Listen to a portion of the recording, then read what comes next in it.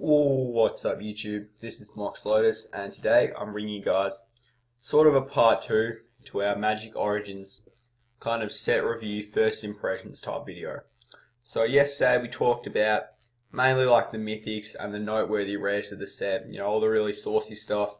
Today we're going to be going over a few of the notable commons and uncommons so that when you're at your pre-release or when you're drafting this set, you'll know like which ones, in my opinion anyway, are the ones that are going to be the most solid cards to pick up. But before you get into that, one card that I didn't get the time to talk about in the last episode was this one down here. It's called Pyromancer's Goggles, and I think this is supposed to be the second red mythic that's not a Planeswalker, because all the other colours got 2 non-Planeswalker mythics, whereas red only got 1. So I think that Pyromancer's Goggles is like supposed to be the second red mythic, because, well, you need red to play it. So what this card does is you can tap it and get a red to your mana pool, and then when that mana is spent to cast a red instant or sorcery spell, you can copy the spell and choose new targets for the copy. So you can use this and like cast a lightning bolt and then deal 6 damage, and it's like you can deal 3 damage to 2 targets, so you can kind of split it up if you need to. So that's pretty cool. Unfortunately, you can't use it so that it's like, if the red mana was spent on the spell, then you can copy it. Like, you can't like play Giant Growth and use the mana from this and be able to get like +8/+8 worth of power and toughness. So that's kind of annoying, but it's still an interesting card. And I'm interested to see if people using like some Storm variants or something, I don't know, might be fun to try out. The kind of flavor artifact mythic of the set is called Alhammaret's Archive, and like Pyromancer's Goggles, it's a 5-drop, and it's sort of like, it's pretty cool. I mean, usually these kind of flavor, like mythics, which are mostly there just because, they just kind of have to make them. They're really not too great. Like, I'm talking about things like, I think it's called the Ugin card from Titans of Tyche. I forgot the name of it, but it's an artifact and it lets you like take an extra turn if the card's destroyed or something like that. But this one's actually pretty good. It lets you gain twice the amount of life you'd normally gain if you gain life, and it lets you draw 2 cards. So that's pretty handy, honestly. Like, drawing 2 cards per turn is pretty nice. Unfortunately, there is actually a surprising amount of artifact removal in this set. So, you are going to have to be sort of careful, but still, I think that in Limited, this can be a pretty powerful card. The main thing you want to do in all Limited formats, in all card games, is to have a lot of resources, and drawing 2 cards a turn is going to give you plenty. So, in the set, there are 10 gold cards, and I'm pretty sure this is actually the first core set to have gold cards. I can't remember them being in any other ones. So, that's pretty interesting. And all these gold cards, they're sort of like, I guess they take the most well-known characteristics of these colours and then sort of combine them into a card. Like, you've got cards here like Bounding Crisis, which I think is the best one. And you can flash it in and tap creatures, which is kind of the blue side. And just a good creature, which is the green side.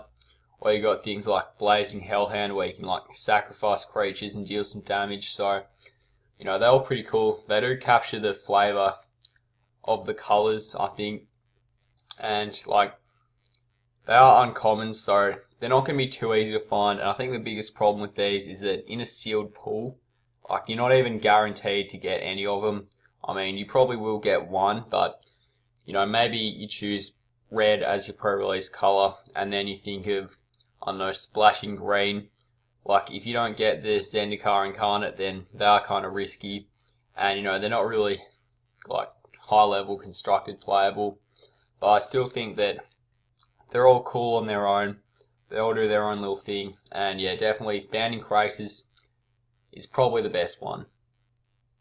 In terms of the lands of the set, they are going to be reprinting the 5 Pain lands, which is pretty cool. They got a reprint in the last core set, so it would have been cool to see something like Filter lands, but I guess there's 10 of them, so it would have been harder to print them all. But, you know, again, it is nice to see them. You've also got your Evolving Wilds reprint and a Rogue's Passage reprint, so that's pretty cool. There's also this card, I'm pretty sure it's new, it's called Majoring Network, and this is kind of like, it's one of those interesting storage landy type cards. In terms of the artifacts, they are pretty good, to be honest. There are quite a few. Some cool ones are Angel's Tomb. It's a really nice card. I think it's in like Avacyn Restored or something. And, you know, just having like, it's kind of like Glint Hawk Idol in a way, like, you know, it's just an artifact that can turn into a creature and annoy your opponent. It's got flying and all that. I've got, you know, your usual kind of equipment artifacts. They're in pretty much every core set. There are also, like, one interesting card in here is Guardians of Mellitus. And I'm pretty sure that this card was actually a rare in Theros, but I might need to check it again. But if it is a rare, then that's quite the downgrade, so that's just pretty interesting to see. The card isn't too great, to be honest, so I'm not surprised that it is a common. There's also Ruined Servitor, or Rune Servitor, which is, I'm pretty sure it was in Modern Masters too, so it just got reprinted recently, but it's getting reprinted again. It's a pretty nice creature, I guess. You know, it's obviously splashable, and it's a 2/2 for 2, which is always nice. And it'll give your opponent a card, but it gives you one too, so I definitely think he's pretty cool. So before we get into the uncommons, I think it is important to go over all the commons, and we're going to be talking about, I guess, the noteworthy ones, because you're going to be seeing these cards the most, and, you know, these are the cards that you do want to try and pick up. So first up, Active Treason. Like, this is in like pretty much every core set recently, and for good reason. It's a really nice card, and you can use it to close out the game, which is pretty cool. Aerial Volley can be good, like, I guess, sideboard tech in a draft or something. It's actually not too bad, dealing 3 damage to a flyer for 1, or, you know, because flyers usually have 1 health, so maybe your opponent's going to be swinging in with 2, and so, you know, you can use this to kill them both, so I definitely think that's pretty cool. Elvish Visionary is another good reprint, and, you know, card drawing creatures is always good. This card itself, Boggart Brute, isn't particularly amazing, but because it's a goblin, like, one thing I want to talk about is that Goblin Pile Driver is actually getting reprinted in this set. So, you know, like, if you do get him in a sealed pool or like in a draft, then, you know, you can definitely make a pretty good goblin deck. There are some decent goblins. The card itself, I mean, it's not too bad, but yeah, it's going to be a lot better if you can get the Pile Driver. Well, another card I just want to talk about quickly, like, the card itself isn't great, but they're reprinting Macabre Waltz, and I'm honestly surprised that they're, like, keeping this artwork, because it's pretty gruesome, to be honest. And yeah, it's not really as child friendly, I think, as Wizards usually likes to keep it, so, you know, I thought that card would have been censored, but the card itself, I guess it's not too bad. You know, getting some stuff back from your graveyard. But yeah, again, like, I just find that kind of funny. As you can see here, we've got Demolish, which is, you know, just artifact removal, and there's more where that came from. So that's what I was saying about, like, you know, being careful with the artifacts. There are cards here like Cleric of the Forward Order. There's 5 different cards like this one in each colour, and they'll kind of focus around having multiple copies of them. Like, I think the problem with them is that in limited formats, you're really unlikely to see them, like, to get more than 1 really. Or you could probably, like, I'd say 2 would be the most that you're likely to get of a specific card in limited usually. Like, I don't think I've ever really gotten more than 2.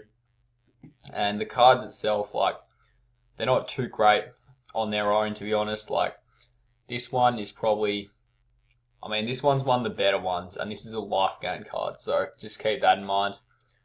Another one is Fairy Miscreant, which is, you know, like the Cleric. And this one's alright, but it's a bit dodgy. Sorry about that, guys. Just had to take a phone call, but as I was saying, Fairy Miscreant, it's a bit dodgy because, you know, like, you don't really, in a draft, you don't really want to try and first pick this card or anything, to be honest. Like, I'd only take one if, you know, it's that, like, it's that or a land, and yeah. And even if you only get one, then it's pretty useless. And if you get 2, then it's generally not even worth picking the second one, because the card itself isn't good on its own, and you need to have a second one to get any value off it. So I think that's the problem with all of these cards, is just the likelihood of seeing them, and they're not really very good in constructed either. So these cards, I think you can ignore them. There's also Dragon Fodder, which is kind of like, Krenko's command, like a new version of that. And there's Fiery Impulse, which is like Shock, or not Shock, I can't remember the card's name, but it's 1 for 1 mana that will deal some damage to a creature. You can deal 2 damage, or if there are some instants and sorceries, you can deal more, so that's pretty handy. There's Negate. It's always good to have some blue counter spells, or good for the player anyway.